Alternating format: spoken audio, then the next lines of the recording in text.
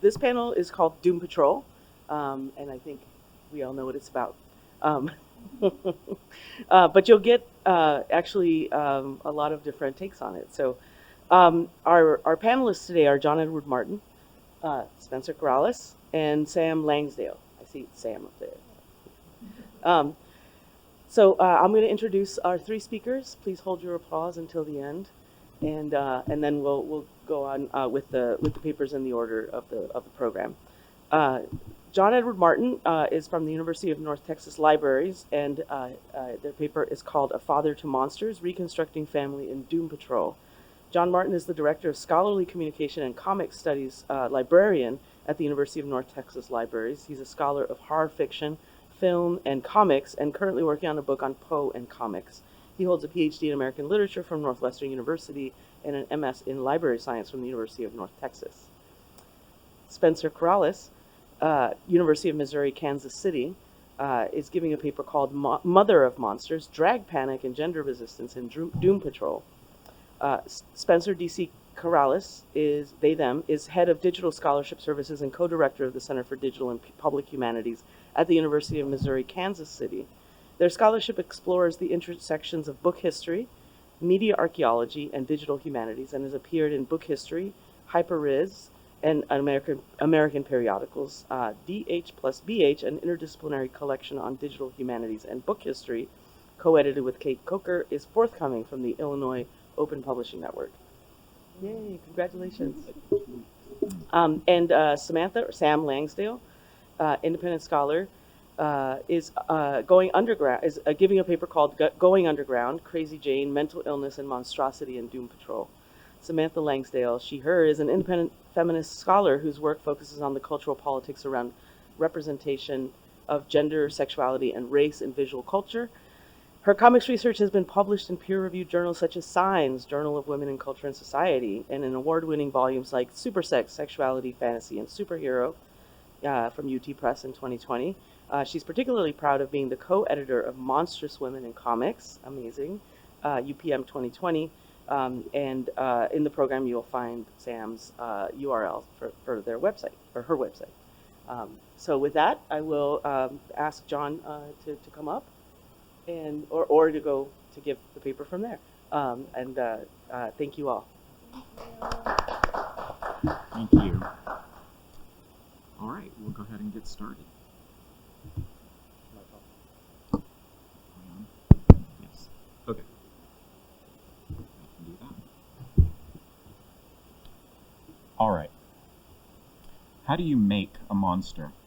I don't mean just metaphorically or artistically, but in reality. I think we know enough about human nature, biology, psychology, and social history to say that monsters are made, not born. But what is the process, and who or what is responsible? To some extent, I think this is one of the overarching questions of this panel and of our shared text, the comics and television series Doom Patrol. As my paper title suggests, I'd like to explore one particular answer to that question: fathers, or at least certain kinds of fathers, in their various incarnations in the series. But I don't want to leave it at that, and I hope that my presentation and those that follow may suggest some answers to another central question for all of us. How do you unmake monsters or monstrosity? In the DC HBO series Doom Patrol, which ran from 2019 to 2023, the paternalistic Niles Calder, part mad scientist, part mentor and team leader, both literally and metaphorically builds a team out of outcast superheroes from the traumatized remains of several unfortunate victims of his own scientific experiments. In doing so, he pursues a secret agenda of saving his own monstrous and exiled child, Dorothy, as well as the supposed larger purpose of serving humanity through his experimental family of heroes. But in both endeavors, he often ends up reinscribing the traumas that his victims have already suffered, while adding the compounded burdens of monstrosity and rejection by the world that they are tasked with saving. Calder is one in a long line of such superhero mentor parents, including the likes of Charles Xavier, Magneto, Batman, Nick Fury, and Amanda Waller, who claim to have a larger humanistic vision, but whose efforts often prove tainted by their own narcissism, authoritarianism, secrecy, and failures of empathy. He might also be seen as representative of those institutions that offer similar alternative family structures meant to serve a larger social or humanitarian purpose. Religious orders, government or military institutions, corporate teams, academia, while often obscuring the violence done to individuals and their relationships in pursuit of that larger goal.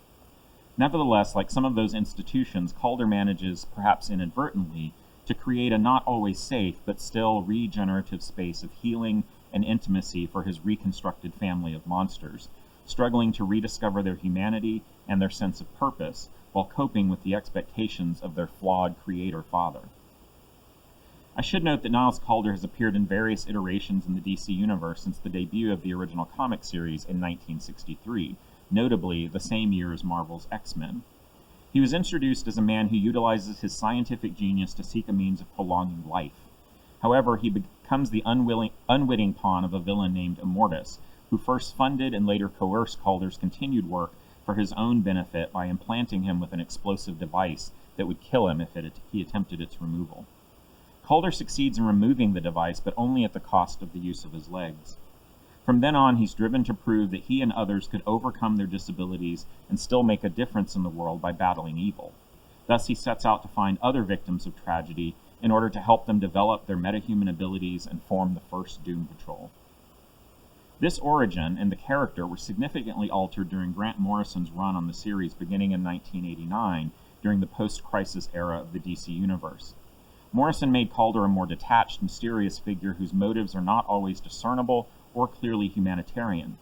He comes to believe that human greatness comes only through tragedy, suffering, and overcoming obstacles, as he himself has done. We eventually learn that he is responsible for the accidents that turned the members of his Doom Patrol into superpowered beings, but also rendered them disabled and marginalized in various ways that mirror his own fate.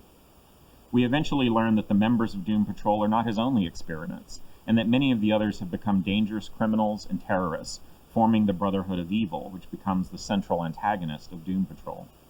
In the television series, much of this remains true, although we're given an additional motive for his actions: the protection of his daughter Dorothy, whose uncontrollable metahuman abilities require him to isolate her while he searches for a cure and attempts to keep her and her abilities out of the hands of his enemies. There are other variations of the character appearing in comics over the last 5 decades or so, but several consistent themes and traits remain a part of his character. An obsessive desire to extend human life, especially his own, and to overcome human frailties and disabilities, often through science or magic. An entrenched philosophy that human suffering and tragedy may be empowering, and that human improvement comes only through overcoming physical and mental challenges, and a selfish need to enact this philosophy by manipulating the lives, decisions, and even the bodies of other people, especially those metahumans who become Doom Patrol. In the 2019 television series, and particularly the first season, which I'll be focusing on, Calder once again initially appears as a man offering a second chance and a safe place to damaged, traumatized people.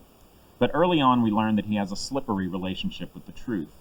He offers bits and pieces, half-truths, and even outright lies, seemingly for the sake of sparing his charges more suffering, as when he informs Cliff Steele, aka Robot Man, that his wife and daughter were killed in the same accident that cost him his body. Cliff later learns that his daughter survived and was raised by another man. When Cliff confronts the chief, as they call Calder, he says, quote, "I was trying to protect you." By lying? "I'm trying to protect you now. Do you honestly think she would have accepted you?" The casual cruelty of the statement, its assumptions about the acceptability of disabled or disfigured people, and his paternalistic assertion of control will all become more apparent aspects of his character as the story evolves. It also becomes clear in time that each of the members of Calder's household reflect aspects of his own damaged personality, at least in the beginning. Rita's vanity and horror at her own disfigurement, Larry's inability to express intimacy or desire, especially his desire for other men, Cliff's literal inability to feel pain or recognize his own destructive impulses, Jane's instability and suppressed rage. In fixing their bodies and offering to help heal their psychological trauma, Calder reveals a desperate longing to heal his own physical and psychic wounds. Interestingly, this strategy of embodying his own damaged psyche in the bodies of others mirrors an artistic strategy called hypostasis that Mark Singer, in a 2012 article, The World's Strangest Heroes, suggests is central to Grant Morrison's own run on the comic series. He defines hypostasis as, quote, a figurative strategy that literally embodied the meaning in the traumatized forms of his characters. In this case, those traumatized forms include both the disabled bodies and the shattered psyches of the members of the Doom Patrol. Calder, acting very much like the artist-creator, utilizes a more literal version of hypostasis to embody meaning in human form. Ironically, it is another artist-creator, the villainous Mr. Nobody, serving as both the narrator and central antagonist of the first season of the series, who reveals the power and danger of such a position after kidnapping Niles Calder. He tells us, quote, "You are wrong, so wrong to doubt the narrator. I mean, I'm the narrator. Think about it. I exist outside of time and space. I know your past, present, and future. I know what you did, what you're willing to do. So if you don't want your sad, solipsistic, utterly useless lives dissected in front of the world, stop looking for Niles Calder. Don't forget, you're all at my mercy." It could come from the mouth of Morrison himself. By acting as both an omniscient narrator and an ironic commentator, Mr. Nobody shatters any illusion that what we are seeing is true or straightforward narrative. He hints at a story that's been carefully constructed, but clearly unstable in terms of its reality or its sincerity. He is the cynical voice of both an audience and a critic, as well as someone who knows more than we do. That is to say, a creator of both narratives and lies, but also hidden truths. To demonstrate this, he repeatedly transports each member of the Doom Patrol back in time to the moments of their initial traumas, so that they can relive that horror, but this time with his revealing commentary voiced over their memories. For example, he says of Larry Traynor, Negative Man and later Rebus in the comics, quote, "The truth is, Larry Traynor had felt like a monster long before he ever was one. And the sadder truth was he'd finally become what he had once felt like only inside." End quote. That their psychological and emotional monstrosity precedes their physical transformations becomes a source of renewed trauma, and as we'll see later, a potential path to recovery for the members of Doom Patrol, despite both Mr. Nobody and Niles Calder's manipulations. In addition to their own uncomfortable truths, Mr. Nobody forces the Doom Patrol to confront Calder's own secret past and his failures of conscience and heroism, as when they learn the fate of the original Doom Patrol members who were defeated in a battle with Mr. Nobody and later abandoned by Niles in a psychiatric rest home, permanently disabled and haunted by their own ghosts. While clearly motivated by revenge, Mr. Nobody isn't the only figure from Calder's past to call his benevolence and humanitarian intentions into question.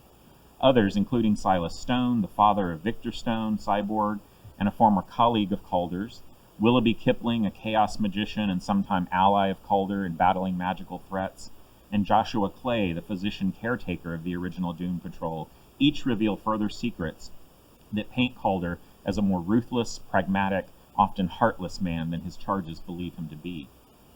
This, along with the revelations of their own past actions, regrets, and vulnerabilities, set the stage for a more unexpected transformation.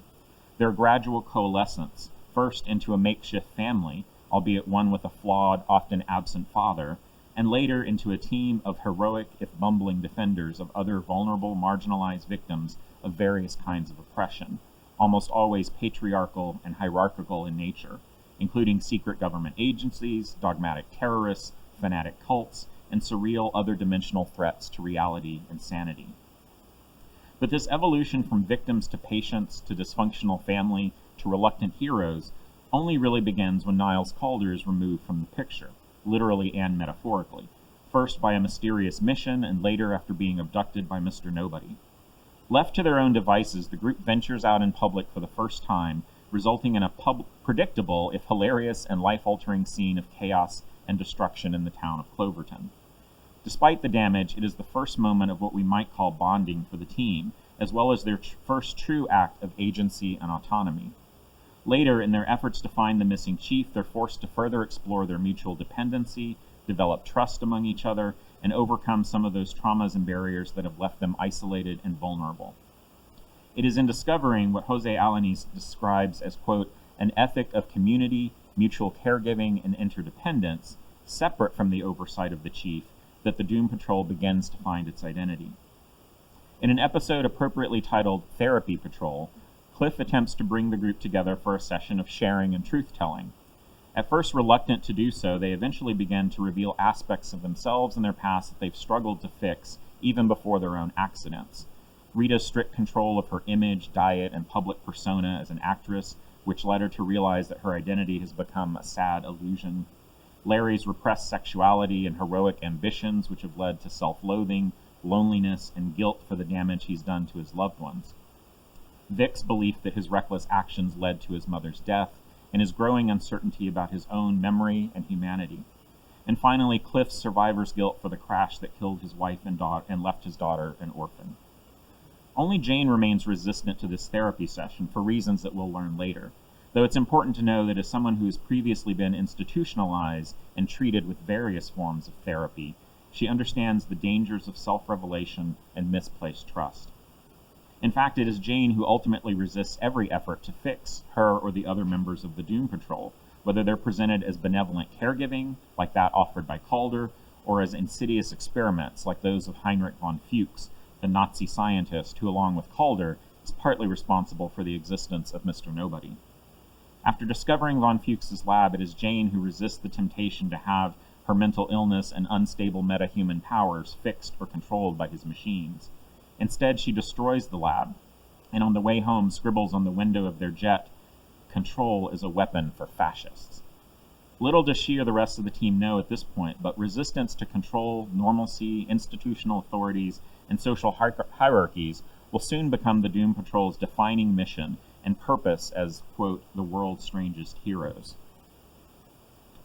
Chester Scoville in She's Practically Normal, Disability, Gender, and Image in Doom Patrol suggests that it is in their ultimate refusal to be fixed and their embrace of both human difference and human frailty that the Doom Patrol distinguish themselves from other superheroes and from men like Niles Calder. He writes that, quote, "The Doom Patrol's superpowers are not portrayed in any straightforward way as compensation for their disabilities, although they are derivative of them, nor are the members of the patrol portrayed as on a journey to be cured of them. Contrary to many superheroes, the bodies of the Doom Patrol are notably and importantly fragile, and their superpowers do not compensate for that fragility." Similarly, Michael Barnes Norton and Jana McAuliffe in The Queer Theology of the Doom Patrol note that superheroes are often figured as either aspirational models or manifestations of a kind of imagined divinity.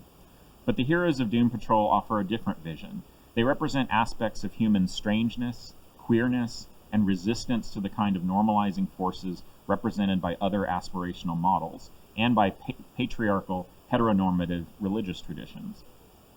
They write that, quote, "The Doom Patrol often fight against villains who are trying to uphold purity logics and impose conformity onto the public or humanity as such, and thus they can be read as defending queerness and problematizing moral, metaphysical, and theological binaries," end quote. All of this seems consistent with the characters' individual histories and personal struggles, but of course, these things are also true of many of their antagonists, including Mr. Nobody and the Brotherhood of Evil, each of whom embody their own forms of queerness, strangeness, and rebellions against normalcy. And many of them, like the Patrol, owe their marginalized positions to institutional forces, or notably, to Niles Calder himself. Thus, Mark Singer again argues that Doom Patrol represents more than just a subversive rebellion against social institutions and normalcy, but rather a more complex critique of both collective and individual power structures that traumatize and disintegrate the human psyche. They serve as a foil to the various kinds of institutionalized power, including moralizing and rationalistic authorities, creative and artistic hierarchies, gendered and sexual boundaries, ableism, and importantly, patriarchal family structures. It is in this last category that Niles Calder is most clearly implicated, because despite his own willingness to challenge various forms of social and institutional power, and particularly moral and ethical boundaries, he remains as much or more responsible for the trauma suffered by his own family as any of those structures. As Singer writes, quote, "Whether their power is rational or supernatural in origin, lone authorities are as dangerous as collective ones in Morrison's series." Calder's ultimate fate in the comics, as well as the series, is to end up, through a series of misadventures too complicated to lay out here, as a disembodied head in a cryogenic tank after dying of old age. A darkly funny metaphor for the now displaced, dare I say castrated, head of the family, just as his team of heroes begins to take their first steps into assuming their role as heroes. In a final act of literal self-sacrifice, Calder offers up his brain to a zombified Doom Patrol in order to restore them to life. While he would appear in flashbacks later in the series, Calder is at last relegated to the past as one of the many fathers who must be overcome in the course of the Doom Patrol's evolution into autonomous, self-defined individuals, as well as into a chosen family. It is in their rebellion against both lone paternalistic authorities like Calder and social or institutional authorities like the government, religion, or heteronormativity that the members of Doom Patrol find mutual cause and ultimately mutual aid and comfort through the family that they begin to build first amongst themselves, and as we'll see in a moment, through their encounters with the equally strange world outside their dysfunctional home, which Rita Farr calls, quote, "this beautiful, horrible place. It's spectacular." Thank you.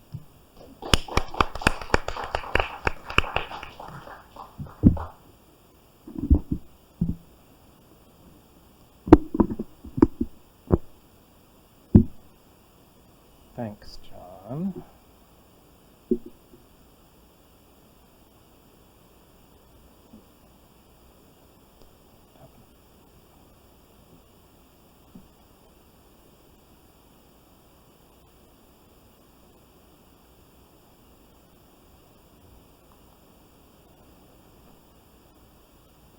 All right, cool. Come on, iPad, cooperate. Thanks, John. That was great. I think we're gonna have a lot to talk about in our conversation afterwards. So my talk's Mother of Monsters, Drag Panic, and Gender Resistance in Doom Patrol.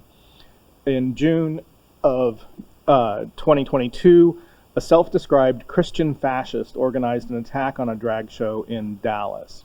Right-wing protesters, including known Holocaust deniers and white nationalist internet trolls, attempted to violently enter the venue, screaming that the participants in the show were disgusting and groomers, pejoratives that are frequently aimed at LGBTQ+ people that encode accusations of pedophilia and the sexualization of children.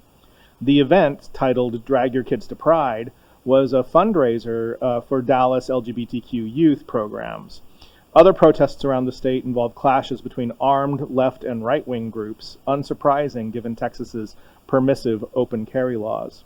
One such incident targeting a drag brunch led drag artist Brooklyn Heights to ask on the platform formerly known as Twitter, if you don't have 150 armed protesters and a SWAT team on the roof outside your show, are you even doing drag? This phenomenon is described as drag panic and frequently focuses on events that include children, like family-friendly daytime shows or drag queen story hours at public libraries and other venues. However, like the various anti-queer so-called phobias, it's not really a panic at all, but a cynical and carefully targeted animus, hate with an agenda.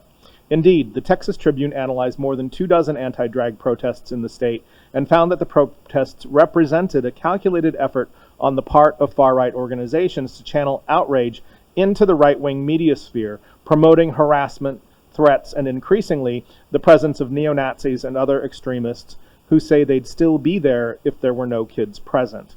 This phenomenon persists to the present nationwide. According to the New York Times, quote, since the beginning of August, Republicans have poured more than $65 million into television ads targeting transgender and gender nonconforming people, including the latest Trump campaign attack line, Kamala is for they, them, President Trump is for you. Despite the popularity of shows like RuPaul's Drag Race, positive representations of drag and of trans and genderqueer people are hard to find in mainstream popular culture. Too often these representations either fetishize or exoticize gender creative people or remediate queer identities to conform to neoliberal social norms, also known as homonormativity. It is therefore somewhat surprising that HBO's adaptation of DC's Doom Patrol responded directly to both drag panic and the demonization of gender nonconforming people by neo-fascist hostiles by foregrounding positive characters that represent drag and non-binary identity.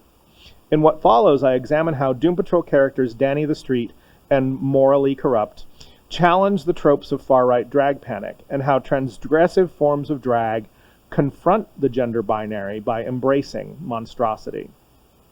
Since its debut in My Greatest Adventure number 80 in June of 1963, Doom Patrol has been home to the world's strangest heroes. All superheroes, to some degree, transcend normative bodies, but Doom Patrol takes this further than most, from Elastigirl's wildly mutable body to Rachel Pollack's Coagula, the first trans femme superhero in mainstream comics. However, gender variance often takes monstrous form in the comics, even in the hands of gender non-conforming creators Pollack, Grant Morrison, and Gerard Way.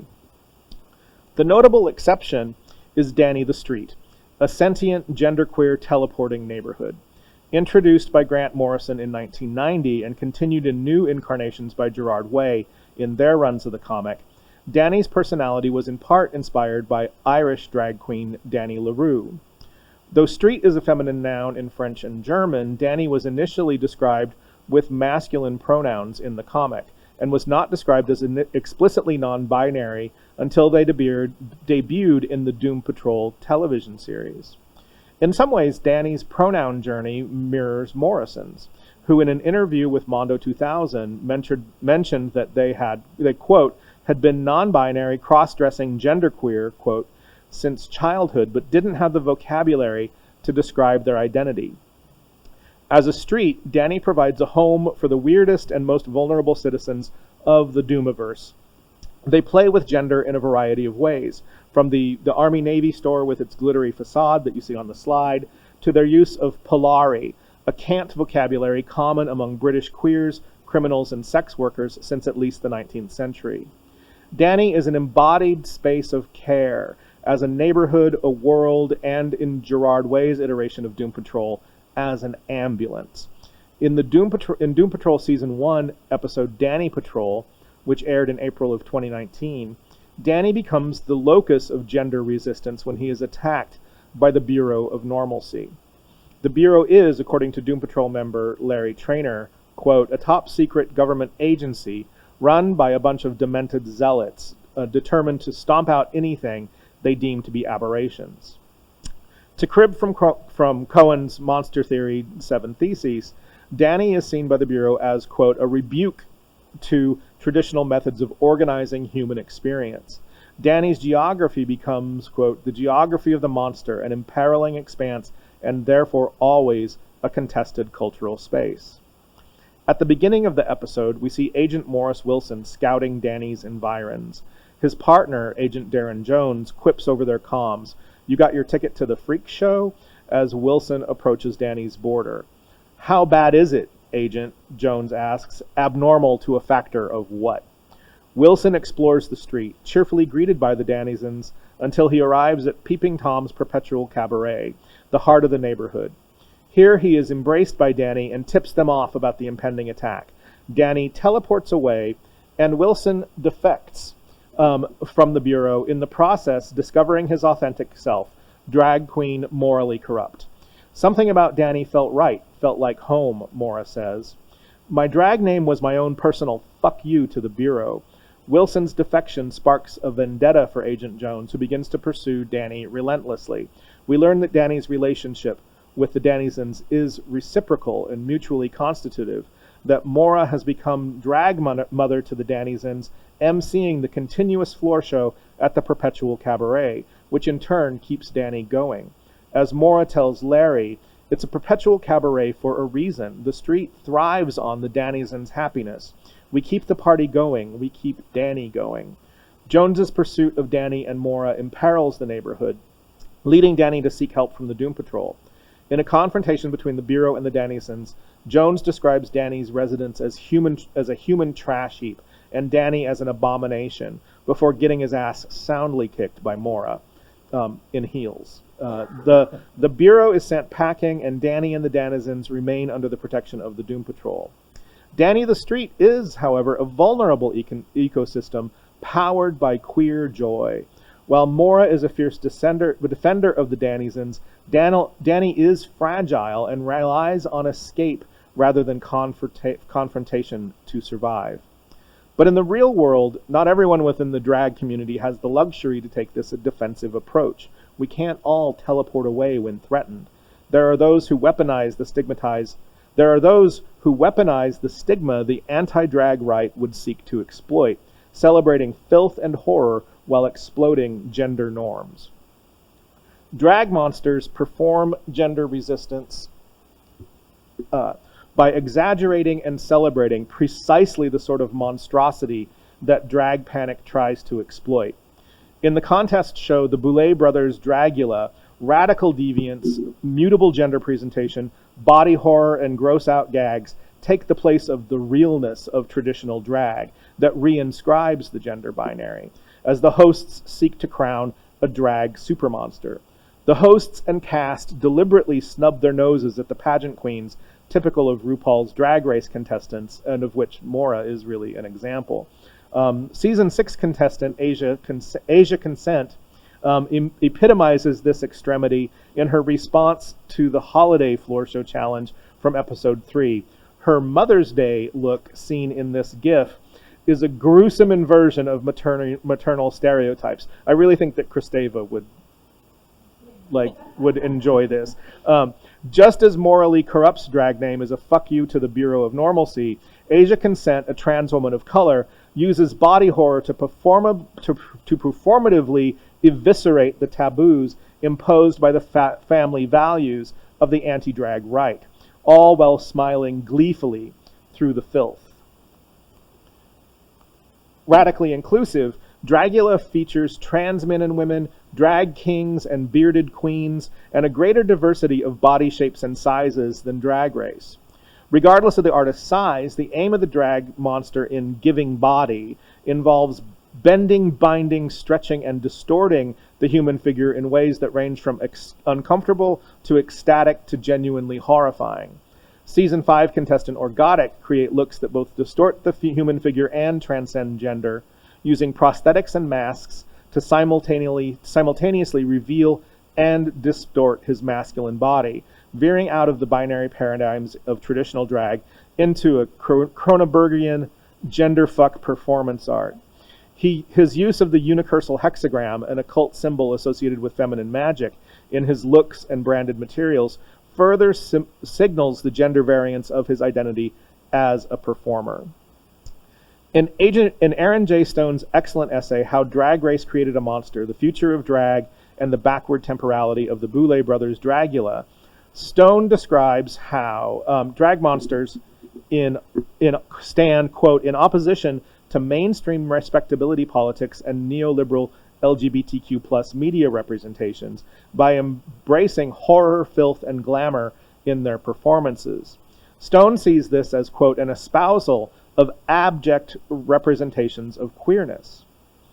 While the show features intense elimination challenges that have included live burial, extreme body piercing, and skydiving, among many other spectacles, and there's plenty of bitchy banter in the workroom, the relationships among the contestants can sometimes feel more British Bake Show than Big Brother.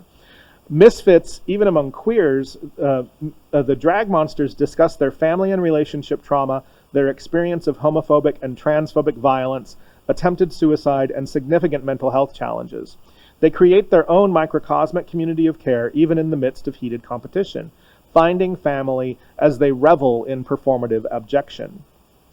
In Stone's interpretation, the Boulet brothers, quote, express suspicion of mainstream queer acceptance, indicating a distrust of any form of recognition that is contingent on assimilation to hegemonic cultural norms, end quote. By aggressively foregrounding the abject as worthy of celebration and joyously embracing queer monstrosity, the Boulet brothers and their drag monsters confront both neoliberal homonormativity and the right-wing hostility that fuels drag panic. In Season 2 of Doom Patrol, Danny is reduced to their brick form when escaping from trans-dimensional supervillain Mr. Nobody. They are accidentally damaged, and the Dannysons, led by Flex Mentallo and Morally Corrupt, converge on Doom Manor to help. Mora exhorts the Dannysons, quote, Danny was never just a street. Danny is an idea, powered by you and I, powered by love, powered by laughter, powered by joy, powered by music, and calls on them to, quote, turn the party up a notch. In conversation with Cyborg, Mora describes her experiences out in the world after Danny's collapse. Out there, I had to read a motherfucker. He was screaming at me, calling me all kinds of freak. I let him know he hated the fact that I was human, just like him. That's what disturbed him, that we somehow breathe the same air and walk the same streets. So much self-hatred out there, and people turn that hatred on anyone who doesn't look or act like them. Mora encourages Cyborg to, quote, go where you feel love, and if that love's consistent, stay. Come, live in the spirit of Danny.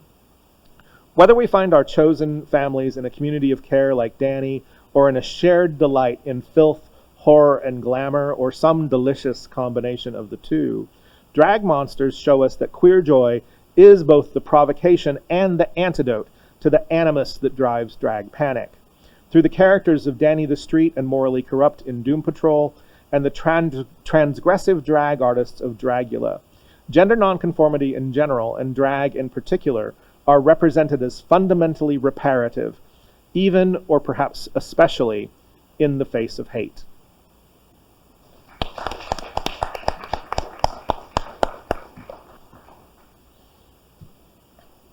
Thank you so much. Can you hear me okay? Yeah? Okay. Right. There is no denying that DC Universe's streaming series Doom Patrol was a hot mess express of donkey buttholes, zombies, werebutts, and queer transitory spaces. But for many fans of the show, it was also a rare chance to delight in superhero fantasies that portrayed disabilities in empowering and even healing ways. The depiction of Jane Morris, also known as and self-described as Crazy Jane, proved particularly meaningful for viewers with their own experiences of abuse and trauma. Throughout the series, the audience is made aware that Jane is the primary personality or alter of Keralis, a character who lives with dissociative identity disorder, formerly known as multiple personality disorder. Although mainstream media has historically demonized people living with DID, casting them as inherently aggressive, sociopathic, murderous, and violent, the showrunners of Doom Patrol center K/Jane's humanity and make clear that her disorder is the result of monstrous circumstances rather than of inherent monstrosity. The purposeful shift in how DID was framed inspired many fans to relate to Jane and to argue that the show's creators, led by Jeremy Carver, clearly care about disabled people. The aim of this presentation, then, is to amplify that claim and to unpack some of the ways care might be evident in Doom Patrol's handling of DID. Before I proceed, however, I want to offer a few quick disclaimers. I am not a person living with DID, nor am I a mental health expert. In no way is the presentation intended to establish the authenticity of the depiction of DID in Doom Patrol. Similarly, I'm not attempting to argue that this portrayal is good or right. Rather, in opposition to many mainstream media depictions of people with DID, I suggest that there is care evident in Doom Patrol's treatment of Jane, such that her full humanity never comes into question. And lastly, I do want to make clear that this paper will include further discussion of abuse, trauma, and mental illness, so I would ask that you please look after yourself. With all that said, I'll tell you a little bit more about Crazy Jane. The character was created in 1989 by comics writer Grant Morrison and artist Richard Case in Doom Patrol Volume 2, number 19. In the comic, Keralis is a little girl who is severely abused by her father and then develops DID as a result. Crazy Jane, along with K's 63 other alters, are then infused with superpowers when exposed to an alien gene bomb. In the streaming series, Kay is similarly traumatized by various forms of abuse from childhood onwards, and her 64 alters materialize in her internal world called the Underground, to help her cope and to protect what remains of her psyche. Most of the on-screen alters have superpowers, although these occur because of involuntary medical experimentation. Jane, played by Diane Guerrero, does not seem to have powers of her own, but as one of Kay's primaries, she is charged with maintaining Kay's safety and organizing the other alters. To understand why this version of Jane is particularly relatable and demonstrative of care, I'm going to focus on three main points. One, the history of representations of DID in pop culture broadly and in superhero media specifically. Two, on definitions of care, and finally, on fan responses to the series. According to mental health blogger Veronika Poliakova, dissociative identity disorder is a complex and often misunderstood psychiatric disorder that has been the subject of fascination for decades in popular media. Unfortunately, the portrayal of DID in movies, TV shows, and literature is frequently inaccurate. Thus, the disorder gets misrepresented and sensationalized, which contributes to stigmatization and hinders public understanding. For example, Robert Louis Stevenson popularized the concept of the evil alter ego in his 1886 novella, The Strange Case of Dr. Jekyll and Mr. Hyde, thus situating multiple identities within the realm of science fiction. The 1973 book Sybil and subsequent television movies were so surrounded by controversy regarding their veracity that debates about Sybil Dorset, aka Shirley Mason's, actual diagnosis of DID were still being waged in 2013. The lack of transparency surrounding Mason's case and the unethical handling of her information by mental health professionals and journalists contributed to widespread opinion that Mason and her therapists, and then by extension, those suffering with DID, were all frauds. The 1996 film Multiplicity imagines a man who willingly duplicates himself and then must deal with the chaos of navigating the various personalities of his clones. The film fictionalizes the circumstances surrounding identity disorders and frames the experience of living with multiple identities as a joke. Perhaps most egregious, however, are the media that villainize people with mental health conditions like DID. Poliakova, amongst many others, points to the 2016 film Split as a particularly troubling example. She writes, Split is a movie about a fictional character named Kevin who has 23 different personalities. The different personalities take turns being brought to light, which, when they do, they dominate Kevin's actions. Kevin's different personalities work together to kidnap 3 girls, which the 24th personality, named the Beast, aims to literally consume. The film portrays Kevin's different personalities to be violent, destructive, and of course, cannibalistic. Neuroscience researcher Jacqueline Mosco similarly notes Split's poor treatment of DID, arguing that by highlighting Kevin as a disturbed and violent figure, the film ensures that one of the only characters in pop culture to be shown with DID is a monster. She goes on to write that when people with psychiatric struggles are depicted in evil ways that conflate mental illness with science fiction, it is almost exclusively damaging. This is the case in Split. Director M. Night Shyamalan is a master of mysteries and plot twists, but in this film, the basis for his antagonist was in extremely poor taste. By choosing a mental illness that is so poorly understood, Shyamalan was able to blur the lines between truth and reality in what I am sure was a calculated design, but in doing so, he had no regard for the patients with DID who would be caught in the crossfire. As just mentioned, various genres of mainstream media depict DID rather irresponsibly, but the tendency to demonize people with mental disorders and frame them as inherently violent is especially prevalent in the superhero genre, of which Split is a part. In fact, scholar Jose Alanis demonstrates in his book Death, Disability, and the Superhero that characters with mental disabilities from main publishers like Marvel and DC are overwhelmingly cast as villains. Superhero media like Split also align conditions like DID with extraordinary powers. For instance, Mosco points to a scene where Kevin's psychiatrist is shown participating in a panel on personality disorders at an academic conference. Here she poses a theory about how fragmentation of DID patients' consciousness is a superpower of sorts, unlocking more of the brain than neurotypical people have access to. The way that DID patients use their identities to cope with traumatic experiences is true, but describing this disorder as a superpower begins to muddy the waters of proper psychiatric care.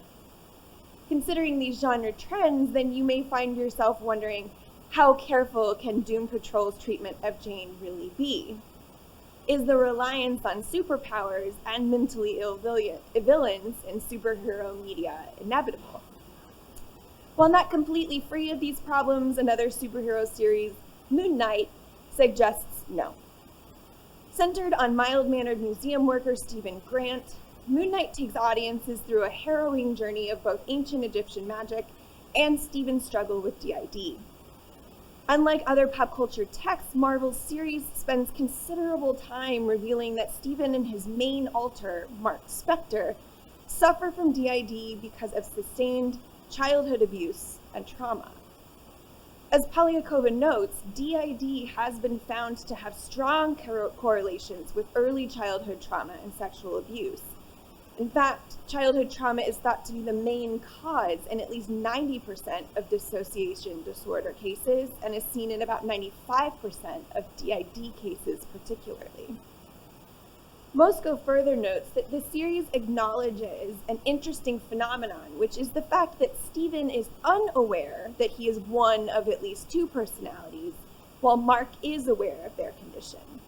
This speaks to the real experience of many people with DID who have varying degrees of cognizance. Lastly, while the character Moon Knight is more anti-hero than hero, he is arguably never depicted as a villain in the series. All that said, it's important to note that even if Stephen is a gentle museum employee, Mark Spector is a trained assassin and mercenary. Mosco argues that while the series' portrayal of DID is more sensitive and realistic than Split, it is still far from perfect. The same trope is employed as in Split. A person with DID harbors a violent alter and chaos ensues. This element of the plot reinforces the stereotype that those who struggle with their mental health are prone to violence and instability. She goes on to argue that these forms of entertainment increase stigma around mental disorders and may cause people to fear those with DID. Polyakova echoes Mosco's concerns and notes that people with DID are no more violent or dangerous than the general population. Given Jane's seeming similarities to these characters, she has a violent alter, at least one. She is prone to instability and has extraordinary powers. It may still be difficult to distinguish Doom Patrol from the rest of the genre in terms of disability representation. Differences in how these attributes are framed, however, nuance the show and distance it from other DID stories in popular media.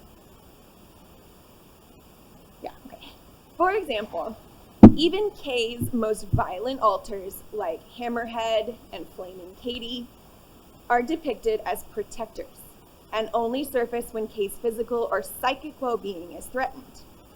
Similarly, while it is true that many of Kay's alters have superpowers, the narrative choice to explain those powers via medical experimentation makes it clear that they are manufactured. In other words, Crazy Jane is not a superpowered person because she has DID, but because she was subjected to extraordinary bodily enhancements. And of course, as mentioned previously, the show devotes considerable time and focus, particularly in season 1 episode Jane Patrol, on the horrifying abuse Kay endured as a child, the sexual assault she experienced as a teen and as a young woman, the physical assault and involuntary commitment she suffered as an adult, and ultimately the betrayal she discovers as a resident of Doom Manor.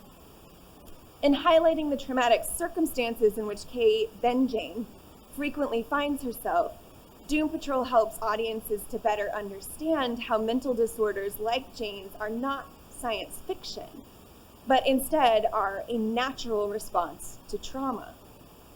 As Polyakova notes, these disorders are rooted in the mind's ability to cope with overwhelming trauma. The severe and repeated traumatic experiences, particularly those in childhood, cause the individual to feel increasingly helpless. Without the option of escaping, the brain will employ the defense mechanism of disassociation, causing children to create alternate personalities to escape from their real lives. While these shifts arguably result in a more faithful representation of DID, they are not the only reasons I believe the creators of Doom Patrol demonstrate care for Jane. In saying care, I do not mean what most of us might understand in a colloquial sense: attention, consideration, concern, or provision for what is needed. As scholars Maurice Hemington and Michael Flower have noted, this kind of understanding of care can and has been used to justify many evils. Think white man's burden, for instance, or Niles Calder.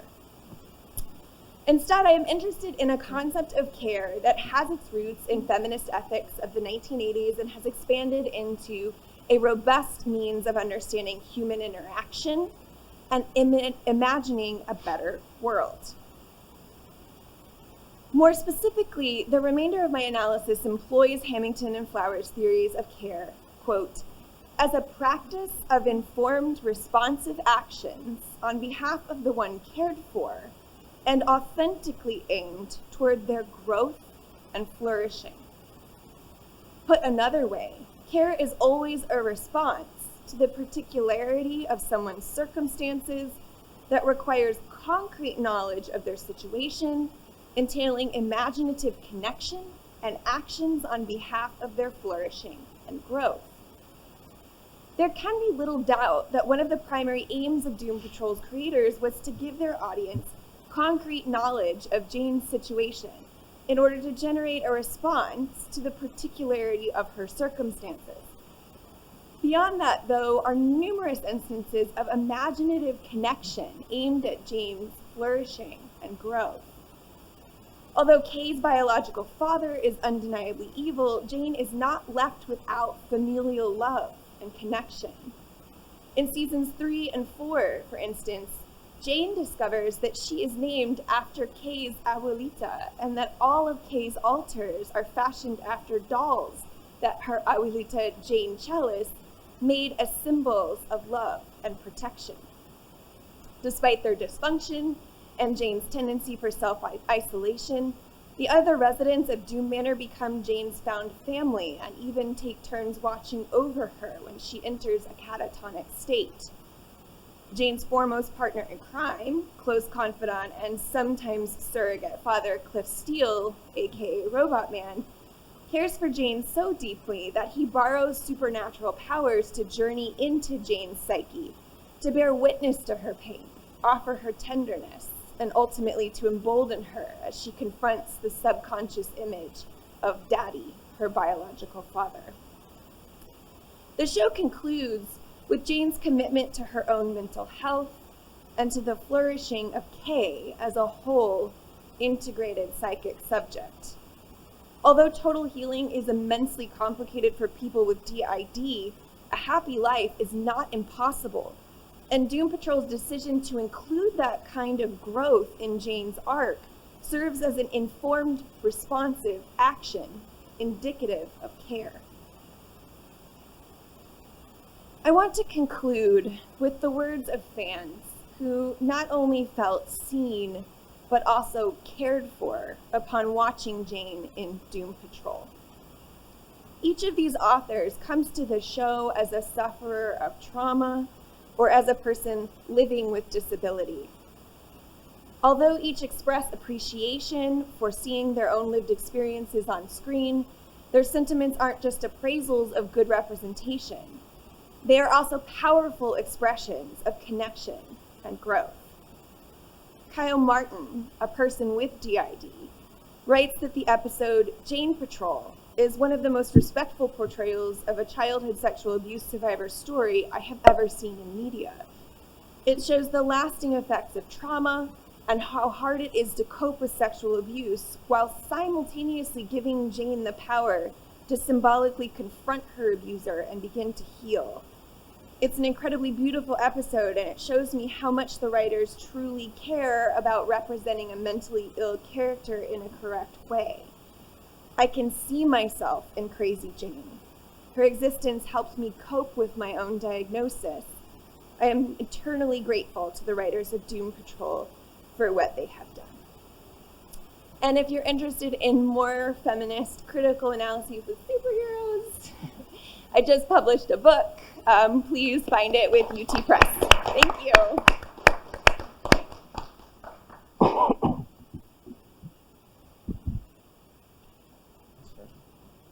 Thank you all for those speakers. I'm really excited to hear what everybody has to say. So we will. I want to give you all space also to ask each other questions. I know there's a constant conversation to be had. So why don't we do a little bit? If you have questions for each other, we can start with that, and then folks can develop their questions in the audience, and I'll call on people. And then when there's a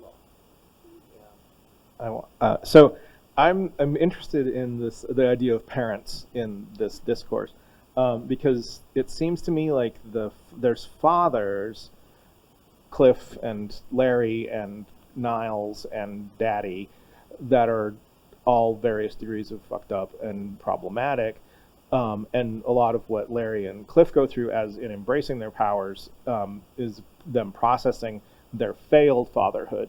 But we don't have moms, except for the only mother is Rita's mom, who initiates the trauma by sleeping with a producer and which Rita witnesses.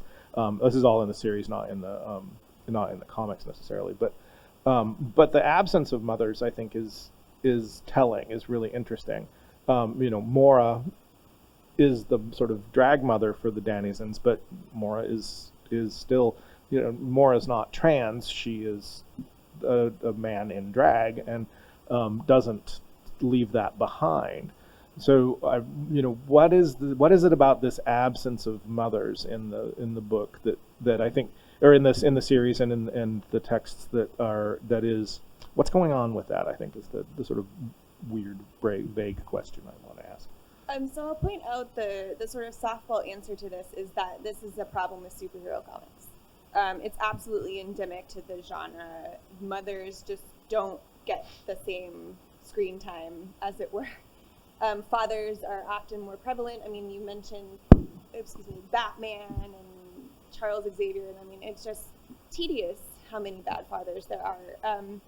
And mothers are like in fairy tales from which many superhero comics creators were drawing, absent, dead, or villainous. And so I think that actually maps into Doom Patrol in a way that I'm sure is not orchestrated or conscious, but they, drawing from a certain source material, they've perpetuated some of the same problems. The only other thing I would say is that I think mothers are fashioned in a very queer way that I actually quite like. And so it does sort of substantiate this idea that traditional familial roles aren't going to suffice for people in these circumstances. So I saw something describing Jane as sort of a mother to all of the other alters by the end of the series. Mm-hmm. You certainly would hope that's not how one would describe her initially. But that she develops this sense of nurturing and responsibility for the alters. I think that you brought up Morley as a sort of drag mother. I think, yes, of course, we don't want to dismiss the fact that motherhood is largely absent, but the fact that you can still identify these queer mothers. Danny, I think, has a very mothering function. So all of this is to say that I think that it's worth doing a queer reading of this series to locate the mothers, because I do think there's something valuable in that. Even in the way I framed that question, I think is essentializes care to gender, right? And so I think that, and then following my own thesis, like it makes sense that care is disjoined from gender in the series in a way that's generative. Yeah, I think that's similar to what I was going to say, because as Sam said, there are a lot of absent mothers, dead mothers, and that is the source of some of the trauma, right? Victor feels responsible for his mother's death because of the lab accident that ends up creating him. Cliff's wife dies in the accident, and so their daughter is raised by another man, someone he knew. Dorothy's mother, right? So all the mothers that were there end up, dead or in some other, form, right? And so that care that traditionally gets assigned to that role gets distributed among other characters, including, interestingly, Cliff, who might be the most hyper masculine character in the show, but he's also the one who's constantly trying to get he organizes the therapy session, right? Mm-hmm. He's constantly trying to get people therapy. Yeah. So and of course, we see it with Danny, we see it with Cliff, we see it even with Rita, very reluctantly, right? Because she absolutely doesn't want to be in that role and is not naturally nurturing, but keeps taking that role almost inadvertently, like with the living book Elliot, who is supposed to be sacrificed to this cult in order to stop the decreator, and she's the one who keeps trying to protect him and say, we're not killing this kid, right, just to save the world, right? And that's, again, her... And she fails. And she fails, which, again, is poor Rita, like every time she attempts to take that role, it doesn't work out. But she keeps trying, and so does Cliff, and so does Larry to some extent. So, I think that's part of the message, as both of you already said, that whole ethic of care has to become distributed amongst the whole family. Like, they can't rely on one person. Niles supposedly is the caregiver in the beginning, but over time they start to realize, well, he hasn't been taking very good care of us. So we're left with each other. That's all we have. So, It might be also that the role of siblings becomes more important than the parent-child relationship, and you see that even in some of those they're not necessarily villains, but oppositional groups like the Sisterhood of Dada and the Brotherhood of Evil. When we see interactions even within the Brotherhood of Evil, they take care of each other, right? It's more of a sort of, it is really like a brotherhood. And then Jane's alters have a kind of, even to the point of fighting, they have that kind of sisterly relationship where they all care deeply about each other, but then they are contesting each other's sort of rank within the community. I think that's exactly the point. What I see in this series over and over again is the failure of hierarchy, which we dress up as family, like a mother over her children or a father over his children.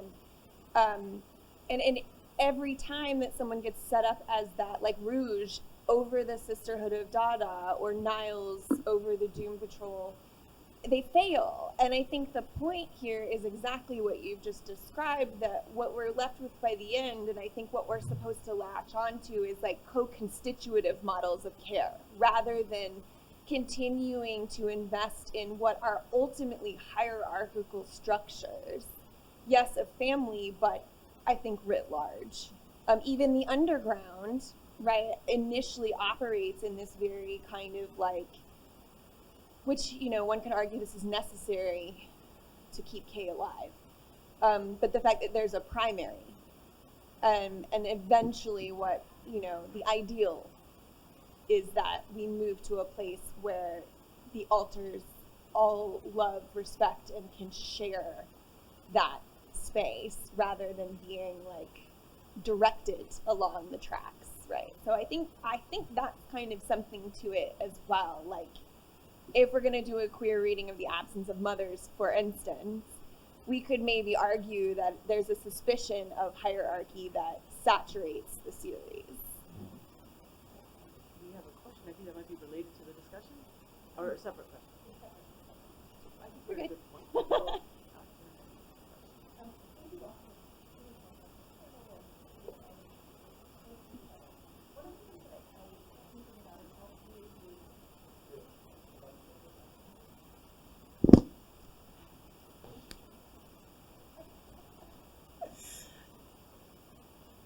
One of the things that I was thinking about as all three of you were talking was the kind of different affordances of comic art and television adaptation, and what kinds of imaginative possibilities are available in the world of comic art that maybe are or aren't also available in television, what television can do that comic art can't, especially in relation to questions of gender performance and the just the ways in which film reifies certain things that comic art doesn't necessarily reify. That there's a lot more kind of mobility in the space of a comic book than there might be in an HBO adaptation, or maybe that's not true.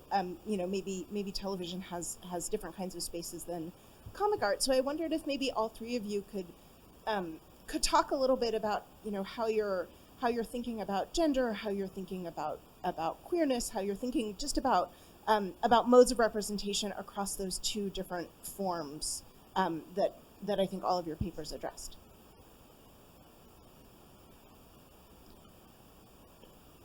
I think that at which if there's not a lot of space to do sort of a media archaeology of any of these representations in a 15-minute paper, but I think that it's important to pay attention to the sort of media-ness of each representation, and I think that but there are some important similarities. I think both start with a script. Comics is written as a script before it's laid out in the grid. They are both forms of sequential storytelling, in that it rely on images. One just happens to move more than the other, and both in the comic and in the series, the frame of the screen is or of the page is really permeable. So I think we see that especially with the way Mr. Nobody moves between dimensions and people are pulled into paintings, and Flit, one of the personalities, one of Jane's personas is able to teleport. Danny teleports. So space and time and the sort of the fourth wall is always able to be broken. The way and so I think that the series isn't as sort of self-conscious about its relationship to the comics as like the Spider-Verse movies are, where you get even like Ben Daydots on the screen and stuff. But I think that there's a mindfulness of the origin in the comics, in the way the series is constructed, that is quite interesting. Even to the way the episodes are titled, and every title of every episode ends with Patrol, so it's like Sex Patrol and Danny Patrol and stuff. So I think there is a real mindfulness of that, and and I think that we'd have an offer if we were to expand on these things. I think we'd have an opportunity to really sort of dive into that, the materiality of the form as it relates to these questions. I think in terms of gender, there's because in comics and in the film media, gender can be super mutable, and even to the point of like special effects, but more so than I think in prose, where you have to be so specific with language to craft these things. I think being able to show, not tell, allows for a lot more gender play than in both of these media than it does than it would in either like figural art or in text. So I think there's just a lot of opportunities for the creators to exploit these things. And Rachel Pollack, of course, a trans sci-fi writer who took over Doom Patrol after Grant Morrison, she did a lot of stuff with sort of pushing the bounds of gender with characters like Rebus and Coagula. So there's that. So, and really exploited the comics form in some really constructive ways. So I think also, like, when you think about Crazy Jane and all of her alters, in a way, comics is a slightly more effective means of demonstrating the reality. For many people with DID, their alters can have different gender expressions. And you see in something like Doom Patrol, they chose to have Diane Guerrero play several of her alters in addition to Jane, which I'm not complaining about. I love her, and I think she did an amazing job. But you know that some of that comes from this sort of major studio wanting to maintain some kind of viewer recognition so that they, audiences don't get totally lost and lose the sight of that this altar still belongs to Kay. Whereas in comics, of course, there's not that restriction at all. You don't have to get different actors. You don't have to worry about portraying one of the altars as a completely differently embodied, differently gendered person. And so if I'm thinking about it in terms of how to evoke care from an audience, comics is this really fascinating mechanism for being limitless in how a character can be portrayed. And it is a performative act, right? To read comics is necessarily co-creative. And so again, I'm really interested in how that facilitates this sort of inviting in of a reader into this epic of care in a way, not to say that it can't happen with a streaming series, but it's not the same action, right? I think it's an awesome question. Thank you. Yeah, I have to say with this particular series, I'm more familiar with the TV show than with the comics. I've read some of the comics. But your question actually made me think of sort of the opposite question, which is what film can do, what television can do that comics don't. And one of the things I think is giving voice to characters, which I think is both an important aspect of gender in some respects, but also identity, right? And I think we've talked about the casting of this show and how perfectly cast it was. And a lot of that, for me, has to do with their voices and the way that they speak. You think of the Chief, it's Timothy Dalton, is that right? Yep. Who has this just silky, smooth, deep, like, you just want to trust that voice, right? It feels like it's a voice that you should trust. But of course, we learn that you can't trust Niles, right? So there's a deception in kind of that quality. And then you have, the facial expression, the movement, what actors can do that characters on a page can't do. But the show sort of plays with that a little bit in characters like Cliff, who is a robot who has the voice of one actor and the body of a different actor. And so and of course the actor, I'm blanking on his name now, Brendan Fraser, someone we're, at least those of us of a certain generation, are very familiar with. We recognize his voice instantly, and yet what we're seeing is this big metal, machine with this familiar voice, which feels it's a little uncanny, right? It's something we recognize, but also there's a strangeness to it. The same with Larry, right? If you're familiar with the actor, he's also got a very kind of soothing voice, right? But he's wrapped in bandages, so you can never see his face. You don't see his lips move. And so there's this kind of weird play between what you think film or television or actors are supposed to be able to bring to a character and the way the show sort of plays with it. And we were also talking yesterday about just the art direction in the show and how it really does some innovative things to try to bring some of that surrealism of the comic into the television show in ways that can feel just as strange and weird and off-putting that that the comic tries to do. So I think all of that's just to say I feel like there's a lot of give and take between the two media here. And it interests me because I'm interested in adaptation. I'm doing a book on Poe, comic adaptations of Poe. So it's like a literary transformation into a comic text, but I'm also interested in this idea of comic text to film and how each of those is sort of contributing different parts, whether it's language, voice, movement, action, the art, the way that it can play with gender by using those different strategies of those media to sort of displace all of the assumptions that we have about what a man looks like, what he sounds like, how he acts, what he's supposed to do, and the same with the women characters, right? Rita, of course, she transforms constantly, and when she's trying to be her most feminine, glamorous, like movie star ideal, but then she gets upset or nervous and her face melts or her leg, turns into a blob. And so again, all of the things that this image that she's carefully cultivated as feminine and glamorous just falls away in those moments. And both the comic and the TV show, I think, do an interesting job, although the TV show, I think, takes it in a more grotesque direction purposely. In the comic, she's stretchy, she's elastic, and she can change her size. In the show, she's a literal blob of plastic, right? And so, it sort of plays with what visually you can do with all of these assumptions that we have about gender and identity and all the things that entails. Right? So, yeah, it's a queering in a kind of visual and physical way. Yeah.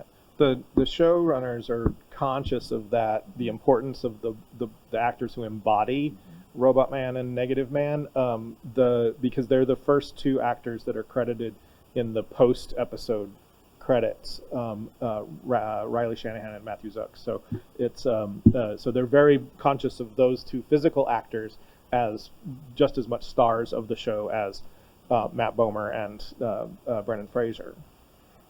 I just want to point out, back to the earlier point about care, that we actually have a wonderful keynote this afternoon. Maddie Bryce is going to be talking about care work and respective methodology, and I just would love to hear the conversation across this panel and that keynote. So I look forward to that. Does anybody else have other questions that they'd like to pose to the panel? Yeah. For the It's on. okay, for the casting and the writing, we live in a time where to play certain characters or things like that, you have to oftentimes, for people to feel that it's appropriate, to have had that experience. So I'm just curious to what extent among the writers, the actors, the PR kinds of interviews that come out, it is necessary to have that kind of ability to voice and connect with the realism, or coming from the world of comics, if we went back 20 or 30 years, you didn't have to be a Superman. You maybe had to have a great body and do your presses, but just curious to what extent that mindfulness goes down into, have you had your therapy sessions, etc. Thank you. First of all, I've never seen a comics writer with a hard body, so I'm not a historian by training. Maybe I've just missed someone in the pages of the comics annals, but this is a great question, and it's one of the reasons that I was trying to work on framing a conversation around care rather than on authenticity, for instance. So many disability activists who responded to Doom Patrol will note that as far as they could see, there were a lot of rotating writers throughout the whole series.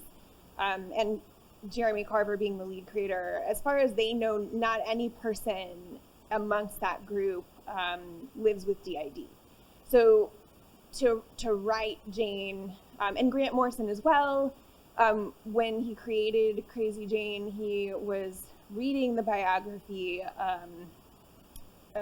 called When Rabbit Howls, of someone with DID, but again, as far as we know, Grant Morrison is not someone who has ever had this experience. And I think that that's okay. We still are at a point where certain types of people are overrepresented amongst creators, whether that's comics or mainstream media like streaming series. And so I think it's still worth asking this question and wanting to know if we could have more diverse representation amongst the voices who are bringing us these titles. But I think I'm trying to argue that it's still perfectly possible to generate careful depictions even without the lived experience. And I will say that Diane Guerrero did, I think, a great job of being very honest and transparent about not being someone with DID, but having lived with various mental health struggles her whole life. And consequently, DID is a comorbidity, so it almost always comes with depression and anxiety, and that is something that Guerrero lives with and could relate to. She also talks a lot about having to, but also wanting to undergo therapy while filming Doom Patrol. And so I think that helps. I mean, I think that it allows her to relate to this character and to the people that this character represents in a really meaningful way. Is it absolutely necessary? Right, like, I don't know if that's my call to make, but I think that we don't have to draw that line. We should, both can be true at once. We need more diverse voices in our creators, but we don't have to say that only people with a certain lived experience can create characters that look exactly like themselves, because I think that's a great way to strangle creativity. I think in terms of it's a little bit more like clear of a through line in terms of gender identity, because Gerard Way, Grant Morrison, and Rachel Pollack, who were the sort of ones that were the driving forces of Doom Patrol in the last 20 years or so, are all gender nonconforming. Rachel is trans, and Gerard and Grant are both non-binary or genderqueer. And I think you see that in the innovations that they take with representing people who are gender nonconforming in the comics, and they're very, and that's true throughout Morrison's later work and Gerard Way's other work as well. So I think that it was heartening actually to see that the showrunners chose to keep that thing. And and to build on what Sam has said, I think that the most important thing in doing these kind of representations of someone who is not us, or of an actor performing somebody who doesn't have the same lived experiences they do, is empathy. And that is, which of course is, we are in a culture that's having a crisis of empathy. And I think it's important to bring empathy to the works that we create or perform, but also to our interpretations of those works. It's having been trained by a bunch of textualists and then new historicists, we're really supposed to take ourselves out of the narrative. And I'm turning a lot more to autoethnography and things like that in my work, because it allows me to have that experience of empathy and project that through my work, through my scholarship, in a way that I wasn't really allowed to when I was just doing sort of textualist book history. So, and monster studies has been a part of that. It's been very liberating to start engaging in these kinds of conversations instead of just talking about Variora and things like that. So, thank you. Me? No. Somebody else? Well, we have a few more minutes left. We have 2 minutes left. Does anybody have any questions? Well, I want to just say that I so enjoyed the papers together, and the way that you all have this conversation. And when you were talking about the distrust or sort of lack of being convinced by hierarchy alongside mutual aid, it really reminded me of just how much of an anarchist thinker Grant Morrison was. And I almost sort of wished that maybe we could actually think about him alongside other anarchist philosophers. Yeah. I think that's been all of the books. Yeah. Fill the syllabus. But also the concept of mutual aid, the current anarchist concept of mutual aid, Yeah. which is not the same as the police concept of mutual aid. Correct. I know they kind of co-opted that one. But this idea that that we can organize ourselves to provide networks of care. So something I'm very interested in looking at out in the world with trans migrants. Yeah. But I just wanted to kind of put that out as like even beyond the comics, these themes I think are really important. Now they're important ways that people have found to survive monstrous and disastrous kinds of occurrences and processes, and they are wisdom that we actually have from surviving, that I think we need to highlight, rather than sort of kind of presume normalcy, right? Presume normality as the state. Yeah. Dean Spade, who's a transmasc legal scholar, his book Mutual Aid from Verso is really excellent. But his main sort of thesis is that mutual aid is what has to happen in order to, as a survival tactic, when the systems that are supposed to support us fail. And I think that in what we're describing in these papers, those support systems have failed spectacularly because hierarchy doesn't work. It has to be flattened and pulled together as a community. And so I think mutual aid is actually a really beautiful kind of like framing ethos for both our experience as scholars who are all alt-ac in some way or other, and as well as the, you know, in sort of the margins, operating on the margins of academia in fields like monster studies and stuff like that. So I think that it's mutual aid is really the ethos we should be going for as communities. So thank you for that. Thank you all very much.